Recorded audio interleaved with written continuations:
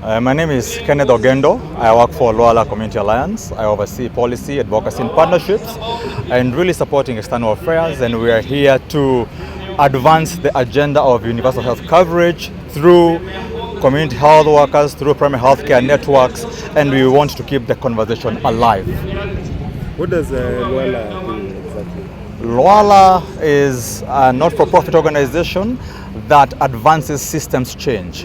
We believe in coalition building, working together with the national government, the county governments, the council of governors, and the partners at large, such as the ones under CHE for UHC, meaning community health units for your community health coverage, for universal health coverage, so that we can reduce maternal health mortality and morbidities, and also reduce child health morbidities and mortalities. You are aware, in this country, we are losing 355 women per 100,000 births.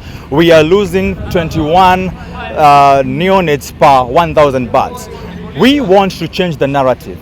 And to break it down for the common person, it means that we are losing 350 women in a Boeing, and 15 of them amounting to around 5,000, 6,000 women per year. You can imagine we'll be making a lot of news from that every day if that was happening. But because the deaths are far and in between across 365 days in a year, we don't feel the impact. So we want to humanize these statistics and add value and say that we need to stop these deaths. The SDG, the Sustainable Development Goals, are calling for a target of 70 per 100,000 births by year 2030. So we want to work with the county governments, the MPDSR initiative, the Council of Governors, and Luala is also collaborating with the national government to see to it that we strengthen MPDSR committees from top to bottom. MPDSR stands for Maternal, Perinatal, Death Surveillance and Response. We want to have these committees activated at the national government level, at the sub-county, at the county levels, all the way to the health facilities. And also, we are bringing in social accountability to make sure that the health facility management committees and the community health committees are working together to keep the health system accountable and reduce these maternal deaths, so that we can also reduce the neonates deaths and make sure we get to the SDG goal, which is 70 per 100,000, and for the neonates to have at least 12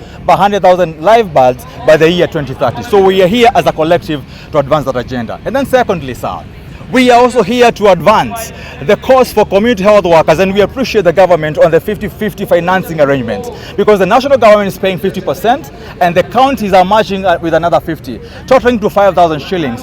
This is the only administration since Alma Ata 1978 that has come to pay community health workers in a way that we are now moving towards regular and sustainable pay. So we allow the government for that, and we're also seeing that the community health workers need to be advanced towards the minimum wage, but for now it is good where we are.